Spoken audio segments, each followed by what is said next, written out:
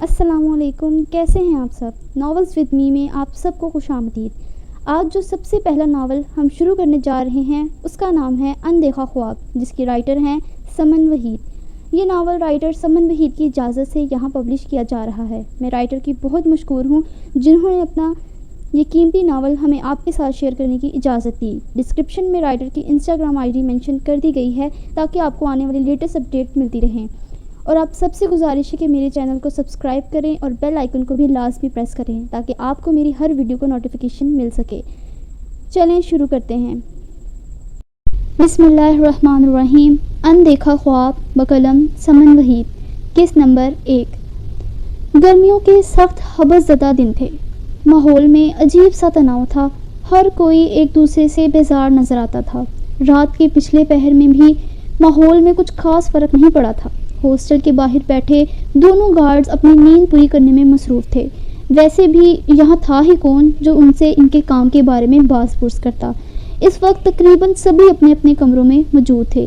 Girls hostel کی دوسری منزل کا کوریڈور تاریک پڑا تھا، مدھم روشنی ہر طرف پھیلی ہوئی تھی۔ ایسے میں وہ دونوں بہت محتاط قدم اٹھاتے ہوئے کوریڈور کے سرے تک گئے تھے۔ مطلوبہ کمرے کے دروازے پر پہنچ کر دونوں نے ایک نظر ایک دوسرے کو دیکھا تھا اور پھر اپنے ہاتھ میں پکڑی چابی سے بغیر کوئی چاپ کیے دروازہ کھول کر اندر داخل ہوئے تھے۔ بیڈ پر بے خبر سوئے وجود کو دیکھ کر وہ دونوں ایک دوسرے کو دیکھ کر معنی خیزی سے مسکرائے تھے۔ کمرے میں مکمل اندھیرا تھا۔ آدھی کھلی کھڑکی سے چاند کی روشنی کمرے میں ہلکا سا اجالا بکھیرے ہوئی تھی جو کہ کسی کو پہچاننے کے لیے ناکافی تھی۔ بیڈ کے وسط میں لگا پنکھا تیز رفتار سے چل رہا تھا۔ وہ محظوظ قدم اٹھاتا اس تک آیا تھا اور دوسرے خالی بستر پر پڑا تکیہ اٹھا کر بغیر ایک لمحہ بھی ضائع کیے اس نے بستر پر سوئے بے خبر وجود کے چہرے پر رکھ کر گویا اسے اپنی نیند سلا دیا تھا۔ تکیے کو پوری قوت سے اس کے چہرے پر دباتے ہوئے اس کی پیشانی پر پسینے کی چھوٹی چھوٹی بوندیں نمودار ہوئی تھی۔ وہ اپنے دانتوں کو سختی سے بھونچے اس معصوم لڑکی کی جان لے چکا تھا، جبکہ اس کا دوسرا ساتھی اس لڑکی کے دونوں پاؤں مضبوطی سے پکڑے گویا اس سے تڑپنے کا حق بھی چھین چکا تھا۔ وہ بے خبر نیند سوئے، جانے کب ابدی نیند سو گئی یہ اسے خود بھی خبر نہیں ہوئی تھی۔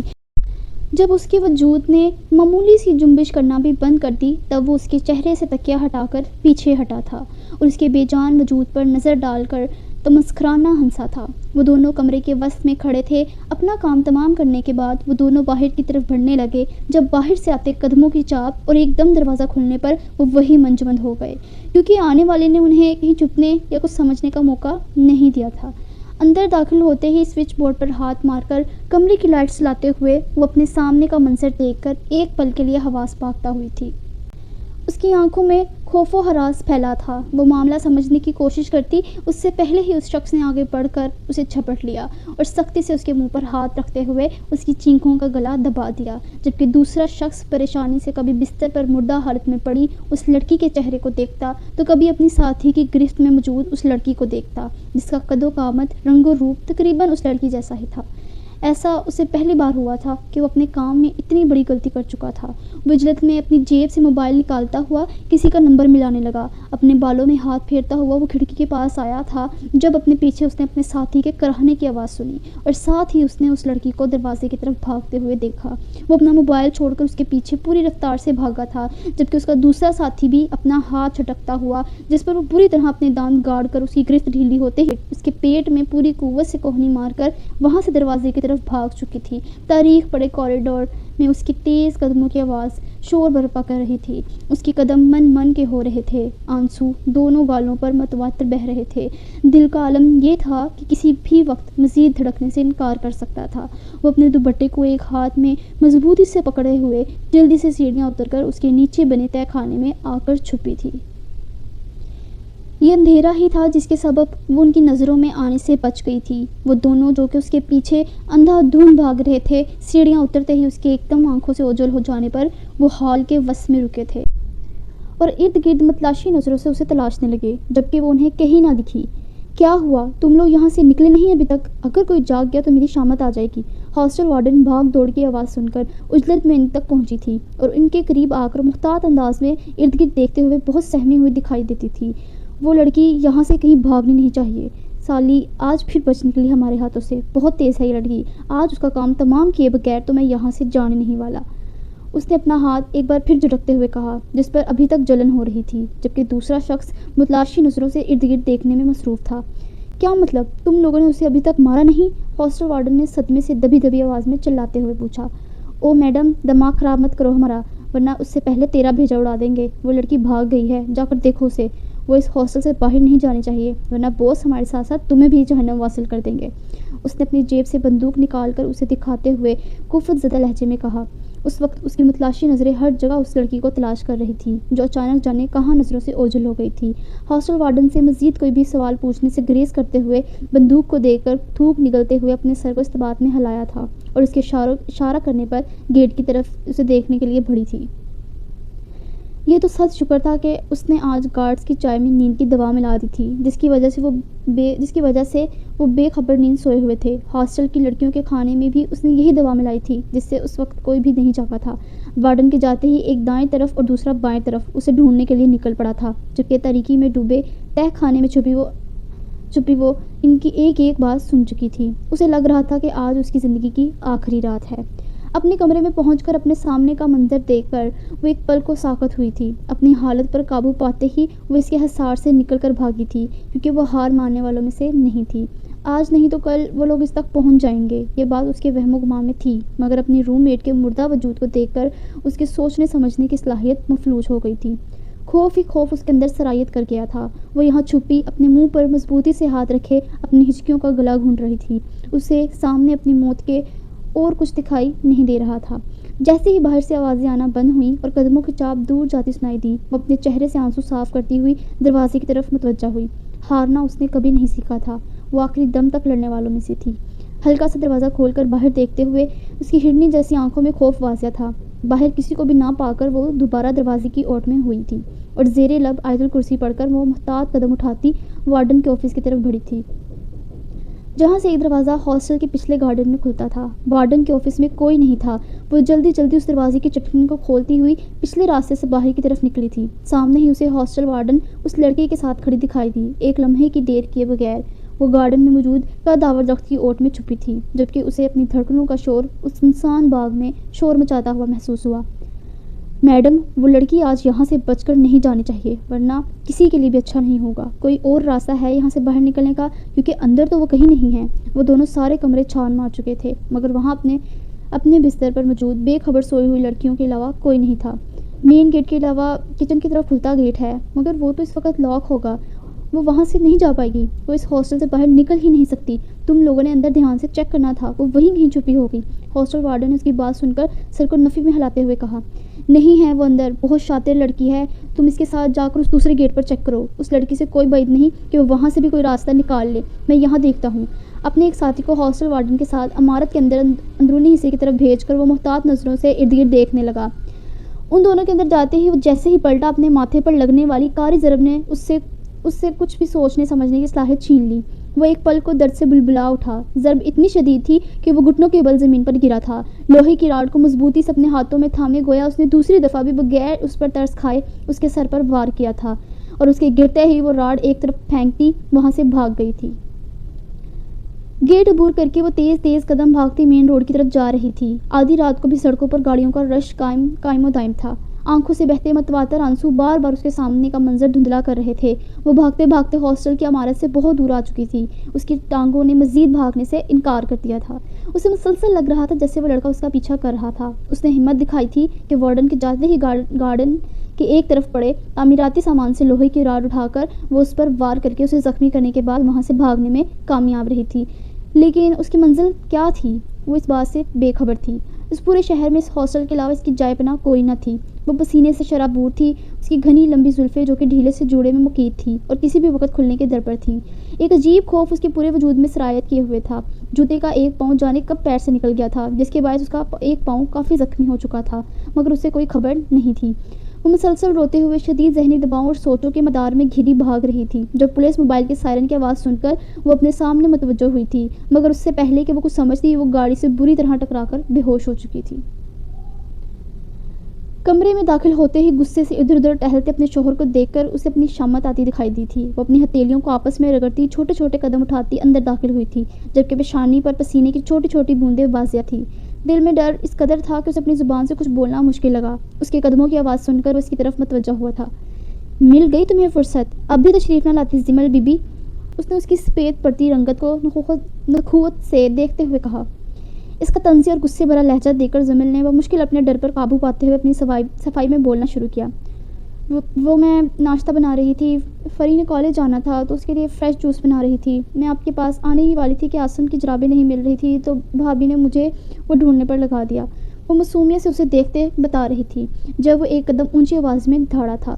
بس تمہارے یہ روز روز کے ڈرامے کب ختم ہوں گے؟ پچھلے 5 سالوں سے تمہارے ڈرامے دیکھتا آ رہا ہوں میں۔ تم یہ سب سنا کر مجھے کیا جتانا چاہتی ہو کہ یہ سب کام کر کے تم مجھ پر احسان کرتی ہو؟ ساری عورتیں کرتی ہیں گھر کے کام، تمہاری طرح ایک کام کر کے ڈھنڈورا نہیں پیٹتی وہ۔ تمہیں رات میں کہا تھا نا کہ صبح میرے اٹھنے سے پہلے میرے کپڑے تیار ہوں۔ اسے سخت نظروں سے دیکھتے ہوئے وہ چلتا ہوا اس کے قریب آیا تھا۔ اس کی آواز قدرے اونچی تھی، زمل کا چڑیا جتنا دل سکڑ کر رہ گیا۔ وہ آنکھوں میں خوف و ہراس لیے اسے دیکھ رہی تھی۔ جی کہا تھا۔ اس کے سوالیہ نظروں سے خود کو دیکھنے پر زمل وہ مشکل بول پائی۔ تو کہاں ہیں میرے کپڑے؟ اس نے اسے گھورتے ہوئے ایک طائرانہ نظر پورے کمرے پر ڈالی تھی۔ میں ابھی کر دیتی ہوں، بس 5 منٹ لگیں گے، زمل اس کی نظروں سے بچنے کے لیے عجلت میں کہتے ہوئے الماری کی طرف بڑھی تھی۔ اب وہ اسے یہ بتا کر مزید مشتعل نہیں کرنا چاہتی تھی کہ وہ صبح سویرے ہی اس کی ماں کے ذمہ لگائے ہوئے کاموں میں اس قدر الجھ چکی تھی کہ اس کے ذہن سے نکل گیا۔ اس گھر میں نوکروں کی ایک فوج تھی مگر وہ زمل کے لیے نہیں تھی۔ تم سمجھتی کیا ہو خود کو؟ بہت ظلم کرتے ہیں میرے گھر والے تم پر۔ نہیں چاہیے تمہارے استری کیے ہوئے کپڑے اور نہ ہی تمہاری کوئی خدمت۔ دفع ہو جاؤ میرے کمرے سے۔ اس نے اس کا ہاتھ بری طرح مروڑ کر اسے دروازے کی طرف دھکا دیتے ہوئے کہا۔ زمل کی آنکھیں نمکین پانیوں سے تر تھیں۔ یہ سب تو اس کے روز کا معمول تھا۔ ہاتھ میں اٹھنے والے شدید درد سے آنکھوں سے بہتے آنسوؤں میں روانی آئی تھی۔ یہ ذلت تو شاید اس کا مقدر میں مستقل طور پر لکھتی گئی تھی۔ سوری، آئندہ کبھی نہیں ہوگا، زمل نے التجائیہ لہجے میں اسے دیکھتے ہوئے کہا۔ دفع ہو جاؤ زمل یہاں سے، تم جیسی غیر ذمہ دار عورتیں زہر لگتی ہیں مجھے۔ اب تمہاری ماں کا فون آ جائے تب تمہیں دنیا جہان سے فرصت ہوگی، اور ہو بھی کیوں نہ، ماں کو سسرال کی رپورٹیں نہیں دینی ہوتی۔ زمل پر قہر برساتی نگاہ ڈال کر وہ الماری کی طرف بڑھا تھا اور اپنے کپڑے نکالنے لگا۔ یہ طنز و طعنے تو زمل کا مقدر تھے۔ وہ اس کے لفظوں کی تپش سے جھلستے اپنی توہین کو بھلائے اس کی طرف بڑھی تھی۔ عاطف پلیز مجھے معاف کر دیں، میں آئندہ کوئی غلطی نہیں کروں گی۔ زمل نے اپنے آنسو صاف کرتے ہوئے اس کے ہاتھ سے اس کے نکالے ہوئے کپڑے لینے چاہے۔ اس کی ناراضگی زمل کی جان پر بناتی تھی۔ ہر بار وہ اپنی غلطی نہ ہونے کے باوجود اس سے معافیاں مانگا کرتی تھی۔ وہ زمل کا ہاتھ جھٹکنے ہی والا تھا جب اس کی نظر دروازے سے اندر جھانکتے 2.5 سالہ حنان پر پڑی۔ آنسو صاف کرو اپنے، خبردار اگر حنان کے سامنے تم روئی۔ وارننگ دیتی نظروں سے اس کو دیکھتے اپنے ہاتھ میں پکڑے کپڑے تقریباً اس کے منہ پر مار کر وہ دروازے سے اندر جھانکتے حنان کو اٹھا کر باہر چلے گیا، جبکہ حنان کی پریشان نظریں زمل کی آنکھوں میں آنسو دیکھ چکی تھی۔ اس کے جاتے ہی وہ اپنے آنسو صاف کر کے وہ تیزی سے اسی اسٹینڈ کی طرف بڑھی تھی اور اس کے کپڑے استری کرنے لگی، جبکہ آنکھیں جانے کیوں اپنے مقدر کا لکھا نہیں سمجھتی تھی۔ ہر بار اپنی تضحیک پر ایسے ہی ماتم کناں ہوا کرتی تھی، ایسے ہی برسا کرتی تھی۔ یقین نہیں آتا، کوئی اتنا کیسے پڑھ سکتا ہے؟ نایاب نے اس کے ہاتھ سے کتاب چھپٹتے ہوئے منہ بسور کر کہا، جبکہ اس کی اس مداخلت پر اس کا خوشگوار موڈ خراب ہوا تھا۔ یہ کیا بدتمیزی ہے نایاب، کتنی دفعہ کہا ہے مجھ سے یوں کتاب نہ چھینا کرو۔ اسرا نے اپنی کشادہ سبی پیشانی پر بل ڈالتے ہوئے اسے کھا جانے والی نظروں سے دیکھا تھا۔ اوئے میری کتابی کیڑے، دنیا اتنی خوبصورت ہے کہ بندہ اس کی خوبصورتی ناپنے نکلے تو ایک زندگی کم پڑتا ہے، اور مجھے ڈر ہے کہیں تم جیسی بے ذوق لڑکی اپنی زندگی کو ان کتابوں کو چاٹنے میں نہ گوا دے۔ نایاب نے اپنی پہلی بات پوری یونیورسٹی کے گراؤنڈ میں ایک طائرانہ نظر ڈالتے ہوئے کہی، جبکہ دوسری بات اس نے اسرا کے سر پر چپت لگاتے ہوئے کہی۔ تمہیں میری فکر کرنے کی کوئی ضرورت نہیں ہے، مجھے اس دنیا میں اور اس دنیا کی خوبصورتی میں کوئی دلچسپی نہیں ہے، اور رہی بات ان کتابوں کی تو کتابیں کبھی وقت کا ضیاع نہیں ہوتی نایاب، یہ کتابیں تو انسان کو سنوارتی ہیں، یہ انسان کے ذوق کی پہچان ہوتی ہیں۔ مجھے اس کتابی دنیا میں رہنا اچھا لگتا ہے جو دنیا کے دھوکوں سے پاک ہے، جو ہماری آنکھوں کو نیک خواب دیکھنا سکھاتی ہیں، ان خوابوں کی جستجو میں منزلیں تلاش کرنے کی لگن پیدا کرتی ہیں۔ اپنے ذوق کے بارے میں بات کرتے ہوئے اسرا کے پر نور چہرے پر چمک تھی۔ کتابیں پڑھنا تو جیسے اس کی روح کی غذا تھا، جبکہ نایاب کے چہرے پر بیزاری تھی۔ پلیز اسرا، میرا مزید تمہارا کتاب نامہ سننے کا کوئی ارادہ نہیں ہے، یہ میرے جڑے ہوئے ہاتھ دیکھ لو اور ان کتابوں کو چھوڑ کر میرے ساتھ کیفے چلو، ورنہ میں بھوک سے مر جاؤں گی۔ نایاب نے بولتے ہوئے باقاعدہ ہاتھ بھی جوڑ لیے تھے۔ اسرا اس ڈرامے باز کو دیکھ کر مسکرا دی اور اپنے پاس پڑا بیگ اٹھا کر کھڑی ہو گئی۔ نایاب نے اسے کھڑے ہوتے دیکھ سچ شکر ادا کیا اور جلدی سے اس کے پہلو میں کھڑی ہوئی۔ یا اللہ تیرا شکر جو اس نے ایک دفعہ میں ہی میری بات سن لی، نایاب نے اس کے ساتھ چلتے ہوئے مشکور سے انداز میں کہا، اور ساتھ ہی اپنے ساتھ چلتی اسرا کو دیکھا جس کی بادامی آنکھوں کی کشش چہرے پر سب سے زیادہ تھی۔ سیاہ گھنگریالے بالوں کو اس نے جوڑے میں مقید کر رکھا تھا جو کہ سر پر لیے سلیقے سے دوپٹے میں چھپ سے گئے تھے۔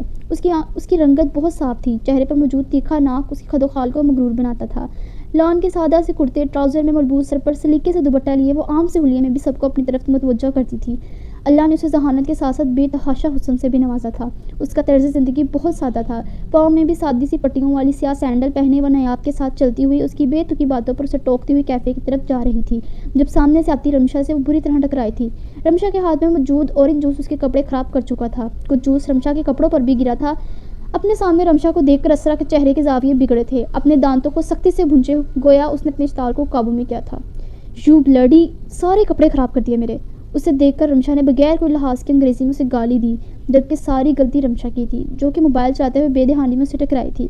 اپنی زبان کو لگام دو رمشا بخاری، ورنہ تمہاری زبان گدی سے کھینچ کر تمہارے ہاتھ میں دے دوں گی۔ اس کی بد زبانی پر اسرا نے ضبط نہیں کیا تھا، وہ بولی نہیں تھی، انگلی اٹھا کر دھاڑی تھی۔ ارد گرد گزرتے اسٹوڈنٹس اس طرف متوجہ ہوئے تھے، جبکہ کچھ تو ان دونوں کی روبرو دیکھ کر ہی اس تماشے سے لطف اندوز ہو رہے تھے، اور ہوتے بھی کیوں نہ، ایسا تماشا تب لگتا تھا جب یہ دونوں آمنے سامنے ہوتی تھی۔ پوری یونیورسٹی میں رمشا بخاری اور اسرا عالم کی دشمنی مشہور تھی۔ ان کی دشمنی آج کی نہیں، پہلے سیمسٹر سے شروع تھی۔ وہ دونوں ایک دوسرے کو ایک آنکھ نہیں بھاتی تھی۔ اسرا کا ضبط اس کے معاملے میں زیرو تھا۔ اچھا اتنی ہمت ہے تم میں، لگاؤ ہاتھ۔ ہمت تو دیکھو اس مڈل کلاس کی، یہ مجھے رمشا بخاری کو دھمکی دے رہی ہے۔ رمشا نے پہلی بات اس کی آنکھوں میں دیکھتے ہوئے کہی اور دوسری ارد گرد کھڑے اسٹوڈنٹس کو دیکھتے ہوئے تمسخرانہ نظروں سے اسے دیکھ کر کہی، تمہیں تو میں آج نہیں چھوڑوں گی۔ اسرا کا چہرہ اس کی بات سے مارے غصے کے لال بھبوکا ہو چکا تھا۔ وہ بغیر کسی کی پرواہ کیے اس پر جھپٹنے والی تھی جب نایاب درمیان میں کود پڑی اور بمشکل اس بپھری ہوئی شیرنی کو روکا۔ اس کی شکل اور تیور دیکھ کر تو ایک پل کو رمشا بھی گھبرائی تھی، مگر اسرا کو آخری حد تک زج کرنا، اسے نیچا دکھانا اس کا پسندیدہ کام تھا۔ اسرا پاگل ہو گئی ہو، چلو یہاں سے، تم اس کمینی سے بھیڑ کر اپنا تماشا کیوں لگوانا چاہتی ہو؟ اس کی تو کوئی عزت نہیں ہوگی، تم کیوں اپنا تماشا لگوانا چاہتی ہو؟ چلو یہاں سے، تمہیں میری قسم۔ نایاب نے التجائی نظروں سے اسے دیکھتے ہوئے تقریباً اسے دوسری طرف کھینچتے ہوئے وہاں سے لے جانا چاہا، جبکہ اسرا سرخ چہرہ لیے اسے کھا جانے والی نظروں سے دیکھ رہی تھی۔ رمشا کے چہرے پر طنزیہ مسکراہٹ تھی۔ اسرا تمہیں ہماری دوستی کی قسم، پلیز چلو یہاں سے۔ نایاب رو دینے کو تھی، وہ نہیں جانتی تھی کہ اسرا رمشا کے معاملے میں کیوں اتنی جذباتی تھی۔ وہ دوسروں کی بڑی بڑی غلطیوں پر انہیں معاف کر دیتی تھی، جبکہ رمشا بخاری کے معاملے میں وہ ضبط نہیں کرتی تھی۔ تم رمشا بخاری، آئندہ کبھی میرے سامنے مت آنا، ورنہ تمہارا قتل میرے ہی ہاتھوں سے ہوگا۔ انگلی اٹھا کر اسے وارن کرتی اپنی بدنامی آنکھوں میں قہر لیے اسے دیکھ کر وہ وارننگ دے رہی تھی۔ اپنی بات کہہ کر وہ نایاب کے ساتھ مین گیٹ کی طرف بڑھی۔ رمشا اس کی بات سے با آواز کہکا لگا کر ہنسی تھی۔ دھمکیاں سنو اس فلاسفر کی، رمشا کی دوست فلزا نے حز اٹھاتی نظروں سے گیٹ طرف بڑھتی اسرا کی پشت کو دیکھ کر کہا، جبکہ مخاطب رمشا سے تھی۔ بہت خوش فہمی ہے اسے، میرے گھر میں نوکر بھی اس سے زیادہ حیثیت کے ہوں گے، اس جیسیاں میں 10 خرید سکتی ہوں، بڑی آئی مجھے دھمکیاں دینے والی، دیکھ لوں گی میں اسے۔ رمشا غصے سے اپنے اسٹائلش لیئرز میں کٹے بالوں کو جھٹکا دیتے ہوئے اپنی دوستوں کے ہمراہ دوسری سمت بڑھ گئی، جبکہ ان کے جاتے ہی رش بھی چھٹنے لگا۔ ہر کوئی ان کی لڑائی کو بڑی دلچسپی سے دیکھتا تھا۔ جب کبھی یہ دونوں ایک دوسرے کے آمنے سامنے آ جاتی تو ہر کسی کو مفت میں ایک نیا تماشا دیکھنے کو ملتا۔ گارڈ کے دروازہ کھولتے ہی جدید ماڈل کی سیاہ گاڑی گھر کے اندر داخل ہوئی تھی۔ پورچ کی راہداری کے دونوں طرف لان تھا۔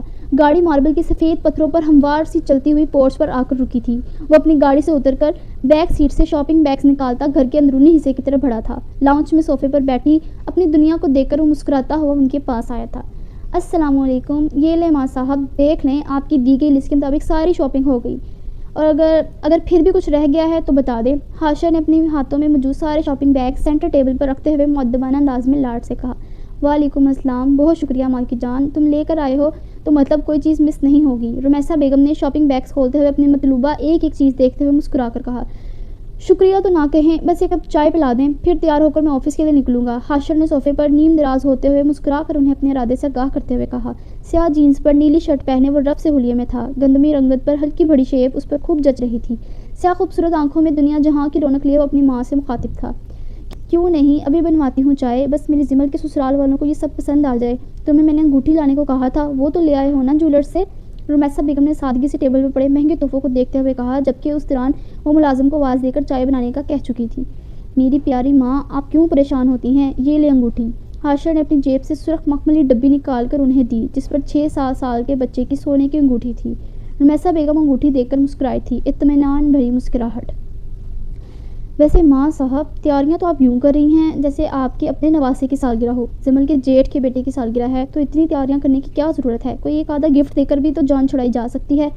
हाशिर को माँ की अक्सर बातें नहीं समझ आया करती थी। उसने कुछ उलझ कर कहा, जबकि ये बेमकसद शॉपिंग करते हुए वो खासा बेजार था। तुम नहीं समझोगे हाशिर, बेटियों के घर खाली हाथ थोड़ी जाया जाता है। क्या फ़र्क पड़ता है कि किसकी सालगिरह है? दावत तो उसके घर है ना। और मैं नहीं चाहती कि हमारी तरफ से कोई कमी हो जिससे मेरी जिमल को किसी की बात सुनना पड़े। रुमैसा बेगम के लहजे में परेशानी थी। जिमल के लिए बेशुमार ममता थी। जानती थी कि उनकी नाजुक पली बेटी किस तरह इस घर में सब्र के साथ गुजारा कर रही हैं। मैं सब समझता हूँ अम्मी, बच्चों की कुर्बानी, उसके आंसू, उसका सब्र हमसे छुपा हुआ नहीं है। हाशिर के लहजे में थकान थी। जिमल के बारे में बात करते हुए उसे अपनी मासूम बहन का चेहरा याद आया था, जो थी तो उससे 1 साल बड़ी मगर लगती उससे छोटी थी। वजह हाशिर का सेहतमंद जिस्म, ऊंचा लंबा कद था। बस बेटा, अल्लाह मेरी जिमल के लिए आसानियाँ पैदा करे। आतिफ का दिल उसकी तरफ से साफ कर दे। पता नहीं किसकी नज़र लग गई है उनके रिश्ते को। रुमैसा बेगम ने अपनी आंखों में आई नमी को दुपट्टे के कोने से पूंछते हुए कहा, इंशाल्लाह सब सही हो जाएगा, आप उदास मत हुआ करें यार। हाशिर ने उनके हाथ अपने हाथों में लेते हुए मोहब्बत से कहा। माँ में तो उसकी जान थी। रुमैसा बेगम उसकी बात से इंशाल्लाह कहती हुई इस बात में सरहला गई। मुलाजिम चाय ला चुका था तो हाशिर चाय की तरफ मुतवज्जा हुआ। वहीं रुमैसा बेगम को कुछ याद आने पर एक नई फिक्र ने आ घेरा। तुमने साहर को फ़ोन कर दिया था? उसे कह देना था कि मैं उसे हर सूरत साथ लेकर जाऊंगी, वरना तो जिमल की सास को मौका मिल जाएगा बातें बनाने का। अगर वो हमारे साथ ना गया तो ख्वाम ख्वाब बातें बिगाड़ेगी। रुमैसा बेगम ने अपने बड़े बेटे को याद आते ही हाशिर से पूछा। जी माँ साहब, बात हो गई थी मेरी भाई से, वो आ जाएंगे, आप बेफिक्र रहें। हाशिर ने इत्मीनान से झूठ बोलते हुए कहा, जबकि साहर पहले ही उसे साफ इनकार कर चुका था। उसे इस तरह के फंक्शंस में जाने का कोई शौक़ नहीं था। दूसरा ये, उसकी टफ रूटीन में ऐसी कोई गुंजाइश नहीं निकलती थी। हाशिर अपनी चाय ख़त्म करके ऑफिस जाने के लिए तैयार होने अपने रूम में चले गया, जबकि वो दिल ही दिल में लाड साहब के ना आने पर कोई ना कोई बहाना सोच रहा था जिससे वो अपनी माँ को मुतमईन कर सके। उसके जाते ही रुमैसा बेगम सारे शॉपिंग बैग्स लेकर अपने कमरे की तरफ बढ़ गई। नहीं, मुझे समझ नहीं आता तुम रिमशा को देखकर इतनी आउट ऑफ कंट्रोल क्यों हो जाती हो? नयाब ने अपने साथ बैठी गुस्से से भरी असरा को देखकर पूछा, जिसके चेहरे पर अभी भी गुस्से के तासरात कायम थे। वो उसे यूनिवर्सिटी से लिए करीबी रेस्टोरेंट आ गई और यहाँ आते ही उसने खाने का ऑर्डर दिया, क्योंकि भूख इससे कतई बर्दाश्त नहीं होती थी। बाहर तेज़ धूप से फैली तपिश ने हर किसी जी रूह को मुतासर किया था, जबकि रेस्टोरेंट में लगी एसी की कूलिंग ने अंदर का माहौल ही बदल दिया था। रेस्टोरेंट का माहौल इंतहाई खुशगवार था, जबकि असरा आलम का आज का बाकी मानदा दिन इंतहाई ख़राब गुजरने वाला था। ये तुम अब भी मुझसे पूछ रही हो? हरकतें नज़र नहीं आती तुम्हें उसकी? इस दुनिया में अगर मैं किसी से सबसे ज़्यादा नफरत करती हूँ तो वो रमशा बुखारी है। ये लड़की मर भी जाए ना तो भी मुझे से कोई हमदर्दी नहीं होगी। असरा ने ज़ब्त से टेबल पर थोड़ा आगे झुकते हुए ठहर ठहर कर कहा। वो ऐसी ही थी, दोस्तों की दोस्त और दुश्मनों की पक्की दुश्मन। काम डाउन असरा, मैं जानती हूँ बहुत ज़्यादा इरिटेटिंग है और तुमसे तो जाने उसे कौन सा बैर है, वो जो तुम्हें नीचे दिखाने का कोई मौका हाथ से नहीं जाने देती। मगर यार, तुम उसे इग्नोर भी तो कर सकती हो। जब वो कोई बकवास करे तुम आगे से कोई जवाब न दिया करो, खुद ही बकवास कर करके थक जाएगी। कम से कम तुम्हारा खून तो नहीं जलेगा ना। नायाब ने उसके हाथ पर अपना हाथ रखते हुए बहुत प्यार से उसे समझाते हुए कहा। असरा आलम डरने वालों में से नहीं है। मैं कभी गलत बात पर खामोश नहीं रह सकती। आजकल के दौर में अगर हम ऐसे लोगों के सामने खामोशी इख्तियार करें तो ये मज़ीद शेर होते हैं। इन्हें लगता है कि हम उनसे डर गए और मैं डरने वालों में से नहीं हूँ। असरा ने इसकी बात से सर झटकते हुए कहा। वो कहाँ सुनती थी किसी की? इसकी ज़िंदगी के कुछ अपने असूल थे जिन पर वो कभी कॉम्प्रोमाइज़ नहीं किया करती थी। ओके फ़ाइन, जो मर्ज़ी करो, तुम्हें समझाना भैंस के आकर बीन बजाने के मुतरादिफ है। नायाब ने उसकी बातों से झुंझला कर कहा। वो इसके भले के लिए ही तो उसे समझा रही थी। हाँ तो मत समझाओ मुझे, क्यों बजा रही हो भैंस के आगे बीन? असरा ने बुरुच कर नाराज़ होते हुए कहा। तुम्हें भैंस थोड़ी बोला है मैंने तो बस मिसाल दी थी। उसे खुद से नाराज़ होता देखकर नायाब जल्दी से बोली थी। बहुत अच्छी मिसाल दी थी तुमने मिस नायाब, मैं बहुत महसूस हुई। असरा ने मुस्कुराकर जताते हुए कहा। माफ़ कर दो तुम मुझे, मैं हारी तुम जीती। मेरी इतनी लंबी बकवास करने का मकसद सिर्फ यही है कि रिमशा अच्छी लड़की नहीं है, वो तुम्हें नुकसान भी पहुंचा सकती है। इस दौर में हक और सच के साथ खड़ा ही कौन होता है? तुम अपनी 1.5 इंच की हक और इंसाफ की मस्जिद में अकेली रह जाओगी और सब तमाशा देखेंगे। ये दुनिया बहुत बुरी है असरा, इसमें तुम जैसी सच्ची लड़की की कोई गुंजाइश नहीं। अब के नायाब के लहजे में इसके लिए फ़िक्र थी। मुझे किसी की परवाह नहीं, क्योंकि मुझे इस बात पर मुकम्मल एतबार है कि इज़्ज़त और ज़िल्लत सिर्फ अल्लाह के हाथ में है। मुझे मेरे बाबा ने हमेशा सर उठाकर चलना सिखाया है, तो फिर मैं कैसे किसी की बकवास करने से घबरा कर या किसी की दौलत के ज़म से डर कर अपना रास्ता बदल लूँ? मैं कभी गलत के सामने नहीं झुकूंगी, चाहे कोई मेरा साथ दे या ना दे, भले ही उस गलत के लिए लड़ने वाली मैं अकेली क्यों न रह जाऊँ। असरा का लहजा बहुत शफाफ था, उसके लहजे में अज़म था। नायाब को इसकी यही बातें पसंद थी। वो मुस्कुरा दी। نایاب فریاد ہر حال میں تمہارے ساتھ ہے. پتہ ہے اسرا، میں لاکھ تمہیں منع کر دوں پر اندر سے مجھے یہی بہادر اسرا پسند ہے. اس کی بات سے نایاب نے محظوظ ہوتے ہوئے کہا، جس پر اسرا بھی مسکرا دی. کھانا آ چکا تھا. وہ دونوں کھانے کی طرف متوجہ ہوئی اور ساتھ ساتھ اپنی نئی ملنے والی اسائنمنٹ کو ڈسکس کر رہی تھی، جبکہ اچانک ان کی توجہ اپنے سے آگے بیٹھے ٹیبل پر موجود شخص کی باتوں کی طرف مبذول ہوئی. نایاب تو مین انٹرنس سے داخل ہوتے ہوئے اس شخص کی شخصیت کے سحر میں اس قدر ڈوبی کہ فورک میں پھنسا پیزا کا ٹکڑا وہ پلیٹ میں نکالی ہوئی کیچپ میں لگانے کے بجائے پاس پڑی کیچپ کی بوتل میں ڈبونے لگی. اسرا نے ناگواری سے اس کی یہ حرکت کو دیکھا تھا. پیچھے ٹیبل کی طرف اسرا کی پشت تھی. نایاب ٹکٹکی باندھے اس شخص کو دیکھ رہی تھی جو پولیس یونیفارم میں ملبوس تھا. سر پر یونیفارم کی کیپ لیے، سنہری آنکھوں پر سن گلاسز لگائے جو اس نے ٹیبل پر بیٹھتے ہی اتار دیے تھے، اور نایاب کو لگا جیسے اس کی آنکھوں نے ہر جگہ روشنی بکھیر دی ہو. سنہری آنکھوں کا سحر اتنا مضبوط تھا کہ وہ مسمرائز ہوئے اسے دیکھے جا رہی تھی. ہلکی بڑی شیپ جو کہ اس کی پرسنالٹی کو مزید نکھار رہی تھی، چہرے پر سنجیدہ تاثرات لیے وہ اپنے سامنے بیٹھے شخص سے کچھ پوچھ رہا تھا. نایاب نے اپنی ساری زندگی میں اتنا ہینڈسم آفیسر نہیں دیکھا تھا. وہ تو پہلی فرصت میں اس کی ہینڈسمنس پر اپنا دل ہار بیٹھی تھی. آہ بدتمیز! اپنے پیر پر پڑنے والی اسرا کی سینڈل کی ہیل نے نایاب کو بری طرح اس کے حصار سے نکالا. نایاب تقریباً چیخی تھی. ارد گرد لوگ اس کی طرف متوجہ ہوئے تھے. اس پر ایک نظر ڈال کر وہ پھر اپنی باتوں میں مشغول ہو گئے تھے، جبکہ نایاب نے اپنے سامنے بیٹھے شخص کو اپنی طرف متوجہ ہوتے ہوئے نہیں دیکھا تھا. وہ ہنوز سنجیدگی سے اپنے سامنے بیٹھے لڑکے سے باز پرس کر رہا تھا. بدتمیز! اور میں اپنی حرکتیں دیکھو، کہیں سے بھی کوئی نارمل نہیں لگ رہی. اور یہ کیا تم آنکھیں پھاڑ پھاڑ کر پیچھے ٹیبل پر بیٹھے لڑکوں کو دیکھ رہی ہو؟ اسرا نے پہلی بات اسے اس کے ہاتھ میں پکڑے فورک کی طرف اشارہ کرتے ہوئے کہی، اور دوسری بات بغیر پیچھے مڑے اپنے پیچھے ٹیبل کی طرف اشارہ کرتے ہوئے کہی. نایاب نے اپنے ہاتھ میں پکڑے فورک کو دیکھا جسے وہ کیچپ کی بوتل میں پورا ڈبو چکی تھی. اس کی پہلی 2 انگلیاں بھی کیچپ میں ڈوب چکی تھی. نایاب نے جلدی سے فورک بوتل سے نکال کر پلیٹ میں رکھا اور ٹشو سے اپنا ہاتھ صاف کرتے ہوئے رازداری سے اسرا کی طرف جھکی. اسرا یار پیچھے دیکھو، قسم سے کیا بندہ ہے. میرا تو دل آ گیا ہے اس پر. اگر یہ مجھے پرپوز کرے تو میں ابھی نکاح پڑھوا لوں. میں نے اتنا ہینڈسم آفیسر اپنی پوری زندگی میں نہیں دیکھا. نایاب کی آنکھوں میں بے تحاشا چمک تھی جسے اسرا نے اپنی پلیٹ ختم کرتے ہوئے ناگواری سے دیکھا. Shut up! یہ کیا فضول گوئی کر رہی ہو؟ جلدی کھانا ختم کرو، ہمیں دیر ہو رہی ہے. اسرا نے ہمیشہ کی طرح سرد مہری سے کہا. اس میں کیا فضول گوئی ہے؟ تم ایک دفعہ اس پولیس والے کو دیکھو تو صحیح. میں شرط لگا سکتی ہوں تم بھی اس سے متاثر ہوئے بغیر نہیں رہ سکو گی. نایاب نے اس کے چھٹکنے پر چیلنج کرنے والے انداز میں کہا، جبکہ آواز ان دونوں کی بہت دھیمی تھی. اسرا عالم کے اتنے برے دن نہیں آئے کہ وہ ایک پولیس والے سے متاثر ہو. زہر لگتے ہیں مجھے یہ پولیس والے. ہمارے معاشرے میں ان سے زیادہ بے ایمان اور مفاد پرست کوئی نہیں جو صرف پیسے والوں کا ساتھ دیتے ہیں. تمہیں یہ لوگ ہمیشہ دولت مندوں کے ساتھ کھڑے نظر آئیں گے مگر کبھی مظلوموں کی مدد نہیں کرتے. اسرا کے لہجے میں بے پناہ نفرت تھی. جانے کیوں اپنی ناگواری کا اظہار کرتے ہوئے اس کی آواز بلند ہو گئی تھی. اتنی بلند تو تھی کہ پیچھے ٹیبل پر بیٹھے ہوئے اس آفیسر نے ایک تنفر بھری نظر اس کی پشت پر ڈالی. صرف ایک نظر، اور اس کے بعد اس نے اپنی نظریں پھیر لی جس سے نایاب کو اپنا سانس خشک ہوتا ہوا محسوس ہوا. آہستہ بولو اسرا، یار وہ سن لے گا. ہر کوئی ایک جیسا نہیں ہوتا. تم کسی ایک کے غلط ہونے پر ہر کسی کو ایک جیسے جج نہیں کر سکتی. نایاب نے دبی دبی آواز میں اس کی بات کی سرزنش کرتے ہوئے کہا، جس پر اسرا نے سر جھٹکا. اس سے پہلے کہ اسرا مزید اپنی ناگواری کا اظہار کرتی، پچھلی ٹیبل پر بیٹھے اس لڑکے کی آواز نے ان دونوں کو اپنی طرف متوجہ کیا. سر آپ پلیز اس معاملے کو رفع دفع کر دیں. اس میں 25 لاکھ کا چیک ہے. منظور صاحب نے بڑی محبت سے بھیجا ہے. آپ اسے قبول کر لیں اور ساری ناراضگی چھوڑ کر ہمارے گودام سے اپنی توجہ ہٹا لیں. ایک طویل بحث کے بعد لڑکے نے جھنجھلا کر معاملہ سمیٹتے ہوئے کہا، جس پر وہ آفیسر مبہم سا مسکرایا تھا. فقط ایک پل کے لیے اس کے چہرے پر مسکراہٹ آ کر ٹھہری تھی. اللہ! اس شخص کی مسکراہٹ! نایاب کا دل اس کی مسکراہٹ پر فدا سا ہو گیا. اب منظور صاحب نے اتنی محبت سے یہ چیک بھیجا ہے تو میں منع نہیں کر سکتا. سمجھو کیس از اوور. آفیسر نے اسے وہ چیک لیتے ہوئے گویا بات ہی ختم کر دی. اسے چیک لیتے ہی وہ لڑکا خوشی سے پھولے نہیں سما رہا تھا. وہ چیک لے کر وہاں پر رکا نہیں تھا. اپنی سنہری آنکھوں پر سیاہ گوگلز لگاتا ہوا وہاں سے باہر نکل گیا. اس کے جانے کے بعد وہ لڑکا بھی فون پر کسی کو کیس ختم ہونے کی خبر دیتا ہوا ریسٹورنٹ سے باہر نکلا تھا، جبکہ اس کی پوری بات سنتی اسرا کے چہرے پر اپنی بات کے درست ہونے پر پراسرار مسکراہٹ تھی. اس دوران نایاب کے چہرے کی ہوائیاں اڑی ہوئی تھیں. ان 10 منٹوں میں جانے وہ اس پولیس والے کے بارے میں کیا کیا اندازے لگا چکی تھی، کیا کیا خواب دیکھ چکی تھی. اسرا کی بات سے اس کے دل نے گواہی دی تھی کہ نہیں، یہ شخص ایسا ہو ہی نہیں سکتا، مگر وہ سخت مایوس ہوئی تھی. ہوتی بھی کیوں نہ، یہ سب اس نے اپنی آنکھوں سے دیکھا تھا اور کانوں سے سنا تھا. یار کیا تھا اگر یہ پولیس آفیسر ایسا نہ نکلتا. قسم سے میرے دل کے 100 ٹکڑے ہوئے ہیں اس کے اس عمل سے. نایاب نے اداسی سے اسرا کو دیکھتے ہوئے کہا، میری جان، انسان سب کو چھوڑ سکتا ہے مگر اپنی خصلت نہیں. رشوت لینا، جھوٹ کو صحیح اور صحیح کو جھوٹ قرار دینا ان پولیس والوں کی خصلت میں شامل ہوتا ہے. تمہیں یہاں بڑے سے بڑے عہدے پر فائز سے لے کر ایک عام سے کانسٹیبل بھی رشوت لیتا نظر آئے گا. بس चेक में मौजूद अमाउंट का फ़र्क होगा। असरा ने अपना बैग उठाते हुए आम से अंदाज में अपने ख्यालात का इजहार किया, जबकि नायाब के चेहरे पर अभी तक उदासी कायम थी। असरा बैग से पैसे निकालकर टेबल पर रखते हुए नायाब को लिए बाहर आ गई, जो कि अभी तक सदमे में थी। शायद वो इस ऑफिसर की पर्सनैलिटी से इतनी मुतासिर हुई थी कि वो इससे ये तोक्का नहीं कर सकती थी।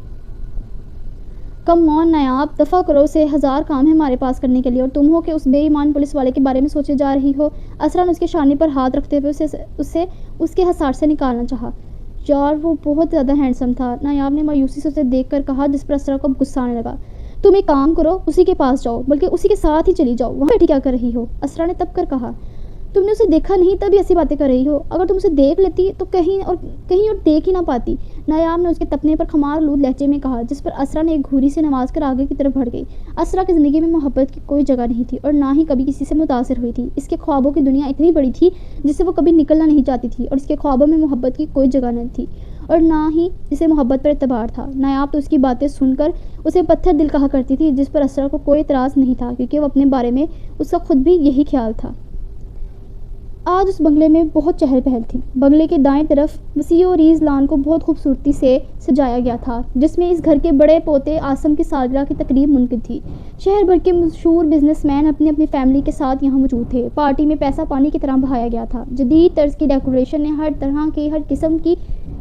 ने हर किसी की तवज्जो अपनी तरफ मबसूल कर रखी थी। जिमल कहाँ है माँ, आपसे मिली? मुझे तो कहीं नज़र नहीं आ रही। हाशिर ने इर्द-गिर्द नजरें दुराते हुए अपनी बहन को तलाशना चाहा। इन्हें यहाँ आए हुए 1 घंटा हो चुका था, मगर अब तक जिमल उनसे मिलने नहीं आई थी और ना ही कहीं नज़र आ रही थी। पता नहीं, इसकी सास तो कह रही थी कि वो यही हैं, पर मुझे भी नहीं देखी। रुमैसा बेगम के चेहरे पर भी उलझन थी। हाशिर को देखते हुए कह रही थी, जब पीछे से किसी ने आकर इनके गिर्द अपने बाजू हायल करते हुए अपने हसार में लिया। अस्सलामुअलैकुम मामा, कैसी हैं आप? मुझे तलाश कर रही थी, जिमल ने उनके सामने आते हुए खुशगवार से लहजे में कहा। ऑफ वाइट साड़ी सा डायमंड ज्वेलरी पहने, सलीके से किए गए मेकअप, लंबे सुनहरी बालों का हेयर स्टाइल बनाए वो बहुत खूबसूरत लग रही थी। जिमल का नाजुक सा सरापर मुतनासिब कद उसे अपनी उम्र से बहुत पीछे दिखाता था। वालेकुम अस्सलाम अम्मा की जान, कैसी है मेरी शहजादी? रुमैसा बेगम तो उसकी चहकती हुई शफाफ आवाज़ सुनकर नहाल हो गई थी। उन्होंने मुस्कुराते हुए जिमल को अपने सीने से लगाते हुए इसका हाल अहवाल मालूम करते हुए पूछा। मैं बिल्कुल ठीक हूँ, आप कैसी हैं? और साहर भाई नहीं आए? जिमल ने उनसे लैदा होते हुए अपने बड़े भाई का पूछा, जबकि हाशिर तो अपने आप को इग्नोर होता देखकर रुख बदल कर रह गया। नहीं, वो भी मसरूफ़ था, तुम्हें तो पता है ना, उसका एसएसपी साहब के मूड के सौदे हैं। वैसे उसने कहा था कि वो जल्दी काम ख़त्म करके आएगा। तुम सुनाओ, बाकी सब ठीक है? और नानू की जान कहाँ है? रुमैसा बेगम ने पहली बात सर झटकते हुए कही। साहर की हरकतों से वो अक्सर झुंझला जाती थी, जबकि दूसरी बात उन्होंने हनान को तलाशते हुए इर्द गिर्द देखकर कही। जिमल अभी तक कोई जवाब देती जब हाशिर नाराज़गी भरे लहजे में बोला, वैसे जिमल माना कि तुम आज बहुत ज़्यादा हसीन लग रही हो, पर इसका ये मतलब तो नहीं। वैसे जिमल माना कि आज तुम बहुत ज़्यादा हसीन लग रही हो, पर इसका ये मतलब तो हरगिज़ नहीं कि तुम अपने भाई को ही लिफ्ट ना कराओ, और भाई भी जब इतना हैंडसम हो तो उसे इग्नोर करना गुनाह होता है। हाशिर ने जलकर कहा। हमेशा हर कोई उसे इग्नोर ही कर देता था, हाशिर को ऐसा लगता था। हा, तुम इग्नोर करने वाली चीज़ हो। कैसा है मेरा छोटा शहजादा? जिमल ने उसके गाल खींचते हुए प्यार से कहा। अंदाज उसे मनाने वाला था, जिस पर हाशिर मुस्कुरा दिया। जिमल से वो कभी नाराज़ नहीं होता था, चाहकर भी नहीं। हाशिर मुस्कुराकर उससे उसका हाल अहवाल पूछ रहा था जब ब्लैक कलर के 3 पीस सूट में मलबूस हनान भागता हुआ आकर उसकी टांगों से चिमटा। मामू! वो हाशिर को दूर से देखकर मामू की रट लगाता हुआ दौड़कर उसके पास आया था। हाशिर ने झुककर उसे अपनी गोद में उठाया था। सुर्ख नारी, फूले फूले गाल, सिल्की सुनहरे बाल जो हमेशा उसके माथे पर गिरे होते थे, आज बड़ी महारत से जेल लगाकर सेट किए गए थे। मोटी मोटी सुनहरी आंखों वाला हनान तो यहाँ सबकी जान का टुकड़ा था। अरे मामू जान, कहाँ थे आप? मैं आपको कब से मिस कर रहा था। आपको नहीं पता था कि मामू आने वाले हैं? हाशिर ने उसे उठाते हुए प्यार से उसकी दोनों गाल चूम कर पूछा, जबकि रुमैसा बेगम तो अपने नवासे को देकर ही नहाल हुए जा रही थी। मैं तैयार हो रहा था, हन्नान ने अपने हाथ में पकड़े ब्लैक गॉगल्स आंखों पर लगाते हुए स्टाइल से कहा, और हाशिर को इसके एक स्टाइल पर प्यार आता था। वो मुस्कुरा कर उसके लगाए गए गॉगल्स दुरुस्त करने लगा। इसके बाद हन्नान रुमैसा बेगम से मिला तो हाशिर उसे लिए दूसरी तरफ चले गया। जिमल अभी रुमैसा बेगम के पास खड़ी थी जब आतिफ स्पॉट चेहरे से उसके पास आया। रुके से अंदाज में रुमैसा बेगम से सलाम दुआ के बाद वो जिमल से मुखातिब हुआ। पूरा घर मेहमानों से भरा है जिमल, तुम्हें नहीं लगता कि आंटी से बातें तुम बाद में भी कर सकती हो? जाकर मेहमानों को देखो, किसी को किसी चीज़ की कमी नहीं होनी चाहिए। इंतहाई रुखे फीके अंदाज में जिमल को गिरता वो इस पर एक कड़ी नज़र डालकर आगे बढ़ गया, जबकि जिमल सर हिलाकर रह गई। रुमैसा बेगम ने जिमल के चेहरे को पल में मुरझाते देखा था। उन्हें अपनी तरफ देखता पाकर जिमल ने बहुत मुश्किल अपने अंदर की उदासी को छुपाया। ہاں زمل وہ صحیح کہہ رہا ہے ہاں زمل وہ صحیح کہہ رہا ہے بیٹا، گھر آئے مہمانوں کی خدمت کرنا تو ایک اچھے میزبان کا فرض ہوتا ہے، جاؤ شاباش، رمیسہ بیگم نے پیار سے اس کی گال سہلاتے ہوئے کہا، جس پر زمل پھیکا سا مسکرا کر اس بات میں سر ہلا گئی۔ مما آپ یہاں بیٹھے، میں حنان کو آپ کے پاس بھیجتی ہوں، زمل نے انہیں ایک چیئر کھسکا کر ایک ٹیبل پر بٹھاتے ہوئے کہا اور جبرن مسکرا کر وہاں سے چلی گئی، جبکہ رمیسہ بیگم کو عاطف کا یہ رویہ بہت چبھا تھا، پتہ نہیں کیوں وہ بہت بدل گیا تھا۔ فاطمہ اسرا کب واپس آئے گی؟ ادینہ تائی نے پلیٹوں کا سیٹ ڈائننگ ٹیبل پر رکھتے ہوئے فاطمہ سے پوچھا۔ ہاں فاطمہ اس بار تو اسے گئے ہوئے 2 مہینے ہونے کو آئی ہی نہیں واپس، ٹھیک تو ہے نا وہاں؟ تم نے کوئی خیر خبر پتہ کروائی؟ کسی کو بھیج کر پتہ کروانا تھا۔ سدرا چھوٹی تائی نے بھی سیلڈ کاٹتے ہوئے ایک نظر توے پر روٹیاں ڈالتی فاطمہ کو دے کر اسے پوچھا۔ جی بھابھی الحمدللہ وہ بالکل ٹھیک ہے، اگلے ہفتے آئے گی انشاءاللہ۔ ماشاء اللہ سے اس کے امتحان تو ہو گئے ہیں، بس پریکٹیکل رہتے ہیں، وہ دیتے ہی آ جائے گی اپنے گھر۔ اسرا کے بارے میں بات کرتے ہوئے فاطمہ کے لہجے میں فخر تھا، محبت تھی، اس کی بات سن کر چھوٹی تائی اور بڑی تائی دونوں نے ایک دوسرے کو معنی خیزی سے دیکھا تھا۔ ویسے بہت بڑا جگرا ہے تم دونوں کا، جو کلوتی جوان جہان بیٹی کو دوسرے شہر بھیج دیا، کہیں کوئی اونچ نیچ ہو گئی تو کیا ہوگا، کون ذمہ دار ہوگا؟ بڑی تائی نے پھر سے فرنی کا باؤل نکالتے ہوئے کہا۔ اس وقت یہ تینوں کچن میں جلدی ہاتھ چلانے کے ساتھ ساتھ گفتگو میں مصروف تھی، کیونکہ یہ کھانے کا وقت تھا، آدھے گھنٹے کے اندر سب ڈائننگ ٹیبل پر موجود ہوتے اور انہیں اس سے پہلے اپنا کام ختم کرنا تھا۔ بالکل صحیح کہہ رہی ہیں بھابھی، فاطمہ تم تو پوری جھلی ہو، بھلا بچے تو کس کام کے لیے ضد نہیں کرتے؟ یہ تو ماں باپ کا ڈر ہونا چاہیے کہ اولاد ناجائز فرمائشیں کرتے ہوئے بھی 100 دفعہ سوچے۔ تم نے اور عالم نے بہت ڈیل دے رکھی ہے اسرا کو، اوپر سے اس کی زبان اللہ اللہ۔ بڑی تائی کی بات پر چھوٹی تائی بھی اپنے خیالات کا اظہار کرنے میں پیش رہی تھی۔ اللہ نہ کرے بھابھی، آپ لوگ کیسی باتیں کر رہی ہیں؟ اللہ میری بچی کو اپنے حفظ و امان میں رکھے، اعلیٰ تعلیم حاصل کرنا کوئی ناجائز خواہش تو نہیں ہوتی، اور معاف کیجیے گا بھابھی جان، اس نے آج تک آپ لوگوں سے کبھی بدتمیزی نہیں کی۔ چھوٹی موٹی لڑائی جھگڑے تو ہر گھر میں ہوتے ہیں، اور آج کل کے بچے کہاں اپنے ماں باپ کے خلاف کوئی بات برداشت کرتے ہیں۔ فاطمہ نے آخری روٹی بھی توے سے اتارتے ہوئے کہا، جبکہ اسرا کے بارے میں ان کا یوں بات کرنا اسے بالکل بھی اچھا نہیں لگا تھا۔ ارے فاطمہ تم تو برا ہی مان رہی ہو، ہماری اپنی بچی ہے، سگی تائیاں ہیں ہم اس کا برا تھوڑی سوچیں گی، بالکل اپنے بچوں کی طرح پیار کرتے ہیں اس سے، بس ہم تو یہ کہہ رہے ہیں کہ تمہاری بیٹی کے خواب کچھ زیادہ ہی اونچے ہیں، اسے سمجھایا کرو کہ 2 خواب اپنی حیثیت میں رہتے ہوئے دیکھے جائیں، ان کی تعبیر تو شاید ممکن ہو ہی جائے، مگر اتنے بڑے خواب دیکھنے کے بعد جب وہ ان کی تعبیر پوری کرنے کو نکلے گی تو کہیں خالی ہاتھ نہ لوٹنا پڑے۔ بڑی تائی نے بظاہر مسکراتے ہوئے فاطمہ کو بات سنانے کا یہ موقع بھی ہاتھ سے جانے نہ دیا، جس پر چھوٹی تائی نے فوراً اس بات میں سر ہلا کر ان کی تائید کی۔ فاطمہ جواب دیتی سے پہلے اندر داخل ہوتے حازم نے اپنی ماں کی بات اچک لی۔ غلط کہہ رہی ہیں آپ امی، خواب تو خواب ہوتے ہیں، چھوٹے یا بڑے نہیں، ہر کوئی اپنی ذہنی سطح کے مطابق سوچتا ہے، خواب دیکھنے کی صلاحیت رکھتا ہے، اور ہمارے پورے خاندان میں اسرا جیسی ذہین لڑکی پیدا ہی نہیں ہوئی، اس کے خواب، اس کی خواہشیں بھی تو اس کی پرسنالٹی کے مطابق بنتی ہیں۔ کیوں چچی صحیح کہہ رہا ہوں نا میں؟ حازم نے فاطمہ کے پاس آتے ہوئے پیار سے مسکراتے ہوئے اس کے گرد بازو پھیلا کر پوچھا، جس پر فاطمہ اس بات میں سر ہلا گئی، جبکہ بڑی تائی تو اپنے بیٹے کو اسرا نامہ پڑھتے دیکھ کر جل اٹھی تھی، ناگواری ان کے چہرے سے ظاہر تھی۔ چھوٹی تائی کے چہرے کے تاثرات بھی ان سے مختلف نہ تھے۔ تم یہاں کیا کر رہے ہو؟ جاؤ جا کر اس مہارانی کو اٹھاؤ، اس گھر میں کسی کو خیال ہی نہیں ہے، ماں کام کرنے لگی ہے اور اس نواب زادی کے آرام ختم نہیں ہو رہے، چلو جاؤ جلدی سے اسے بلا کر لاؤ نیچے۔ جب بڑی تائی سے اور کچھ نہ بن پڑا تو گھوم پھر کر اپنی بیٹی پر آ گئی اور حازم کو اسے اٹھانے باہر بھیج دیا۔ حازم اپنی ماں کے اچانک بگڑتے موڈ کی وجہ خوب سمجھتا تھا۔ چچی اسرا نے جس دن آنا ہوا آپ مجھے بتا دیجیے گا، میں اسے لینے چلا جاؤں گا، اکیلی کیسے اتنا لمبا سفر کرے گی؟ حازم نے فاطمہ کو دیکھ کر مؤدبانہ انداز میں کہا، جبکہ اس کے لہجے سے ایک عجیب سی بے قراری جھلکتی تھی، انتظار کی بے قراری۔ اس کے فاطمہ کو کہنے پر چھوٹی تائی نے نظروں ہی میں بڑی تائی کو اشارہ کیا تھا۔ نہیں بیٹا، اس کی ضرورت نہیں ہے، اسرا خود ہی آ جائے گی، اسے کسی کو زحمت دینا اچھا نہیں لگتا۔ فاطمہ سادگی سے انکار کرتے ہوئے ڈائننگ ٹیبل پر چیزیں رکھنے لگی، جبکہ حازم مزید اقرار کرتا جب بڑی تائی جان نے مداخلت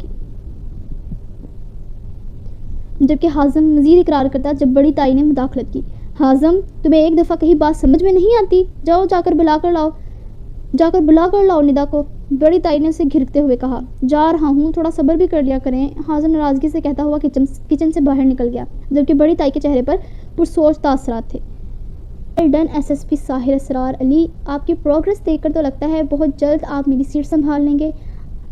اے آئی جی صاحب نے اس کی محنت سے محفوظ ہوتے ہوئے اپنے سامنے بیٹھے ساحر کو دیکھ کر کہا، جو کہ ان کی بات سے مبہم سا مسکرایا۔ وہ خود بھی اپنی بات کہہ کر آخر پر مسکرائے تھے۔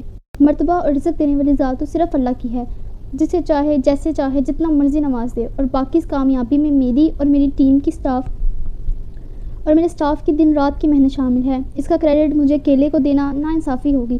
سحر نے ان کی آنکھوں میں دیکھ کر اسپاٹ چہرے سے کہا. وہ کبھی کسی کے سامنے آنکھیں نہیں جھکاتا تھا.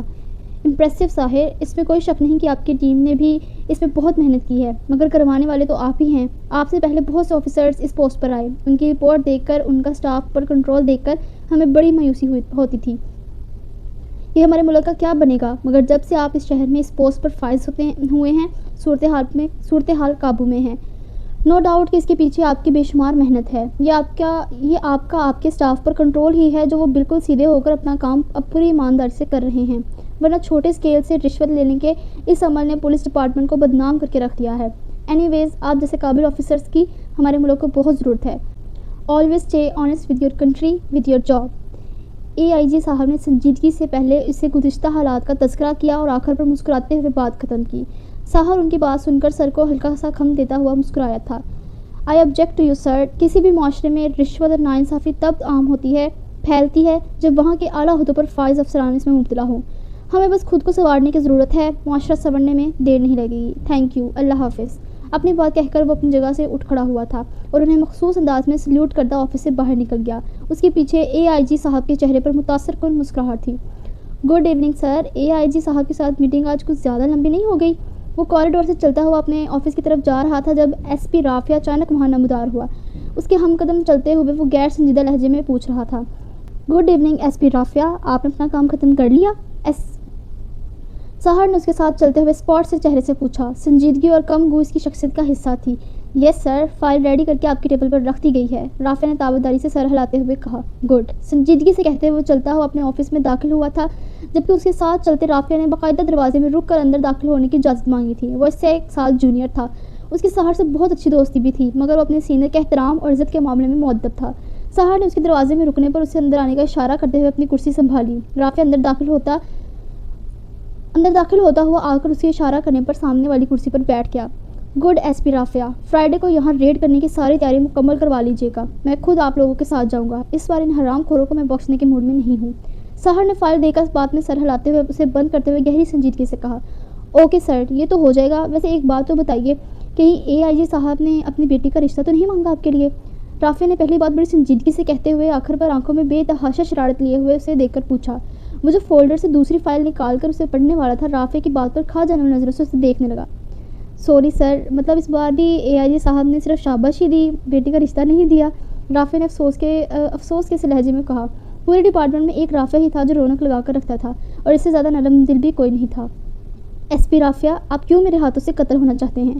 سحر نے اسے آنکھیں دکھاتے ہوئے ناگواری سے کہا. فضول گوئی سے سخت چڑ تھی. سر, مرنے سے ڈر نہیں لگتا, مگر میں نہیں چاہتا کہ آپ کے بچے اپنی گود میں کھلانے سے پہلے ہی میں اس دنیا سے چلے جاؤں. رافعہ نے بھرپور سنجیدگی سے ٹیبل پر تھوڑا آگے کو جھکتے ہوئے کہا. پھر تو تم اپنی اسی خواہش کے ساتھ ہی مرو گے, کیونکہ میرا ایسا کوئی ارادہ نہیں. سحر کا انداز برہم تھا. رافعہ سے اس کے فیملی ریلیشنز بھی تھے.